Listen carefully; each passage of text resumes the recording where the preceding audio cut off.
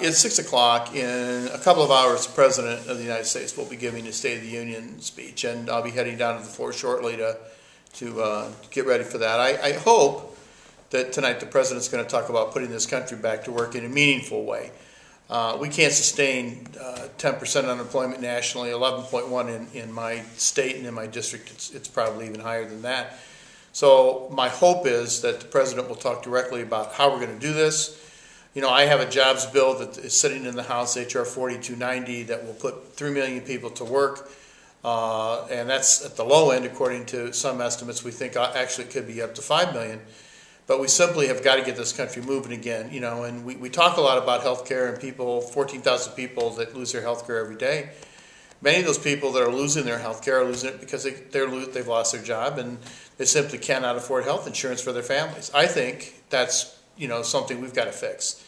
I hope he talks about older Americans. You know, we have bailed out Wall Street, and it's very difficult when a senior comes up to me and says, look, you know, these people are getting severance packages of $100 million and I can't get a cost of living raise because of some, you know, way that they calculate it. But for seniors, their health bills are going up, their utility bills are going up, prescriptions are going up, everything's going up, their food. And so I hope the President talks about wanting to give a cost of living raise to seniors. You know, for education, I hope he talks about fully funding Head Start and pre-K and programs that really matter so that we can give our kids an opportunity to get a quality education in this country. You know, on healthcare, it's not over. We're gonna do something on healthcare. We can't sustain this, economically, but most importantly, you can't sustain it when 120 people a day are dying, when every 30 seconds somebody's filing bankruptcy directly related to healthcare costs because they're broke, and as I said earlier, 14,000 people a day losing their healthcare.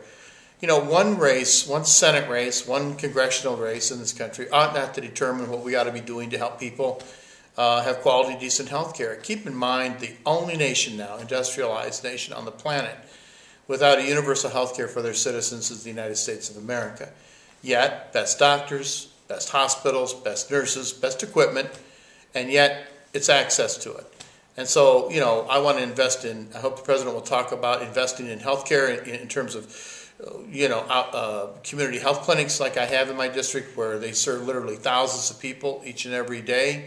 Every year, I should say, but again, this goes back. I hope he talks about transportation and investing in roads and bridges. In my district, people that travel it can tell you some of the worst in not just West Central Illinois, but in the state and probably in the nation. Some of them. So, you know, we've got bridges and we've got things to do in this country. And the question is, we can sit here and say no, you know, but I hope that the President will come out of the chute bold. Look, I'm concerned about budget deficits, and I want to make sure that we take a look. If we're going to do cuts, I think everything ought to be on the table. And by that I mean everything. You just can't simply say all but these things, because quite candidly, in the Defense Department, certainly not our troops and not the equipment that they need to fight these wars in Iraq and Afghanistan, but antiquated weapons from World War II that we're still trying to fund, or outsourcing, for heaven's sakes, of a tanker jet that goes to the French with an $8 billion cost overrun. I mean, those are kinds of things that this President, I think, really has to grab the bull by the horns. We've been doing it. And then at the end of the day, I hope he challenges the Senate, because on our side on the House, we've done a lot of lifting here, and we've done great things in our first year. It kind of gets overshadowed, you know, health care for kids, 4 million children under S-chip, Lulu Ledbetter, you know, employee non-discrimination, things that this country stands for. And, you know, I supported them, and I'm unabashedly, you know, glad that I did. I don't leave this chamber figuring the best thing to do is just sit on the back, you know, sit on the back bench, vote no, and then walk to my apartment.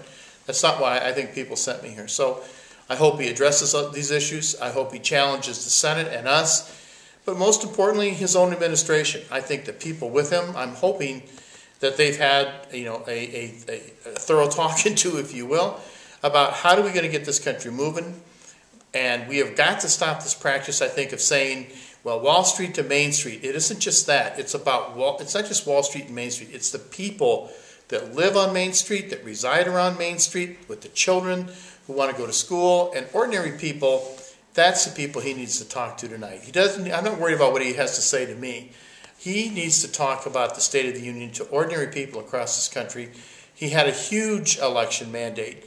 And I'm not giving up on this president. I'm not giving up on our agenda. I think that the way you do this is, despite the other side, there's a big comparison. He inherited a mess. Well, we got to clean it up, and we're doing that. But at the same time, we've got to start and be bold and quit being tentative about it and saying, "Oh, I don't know. I think people are going to be mad." Of course they are, but they're going to be even madder if we go home and say to them, "Well, I just didn't think that I thought it was just too much to ask of this government." This government is you. It's the people that pay the taxes and fight the wars. It's not me.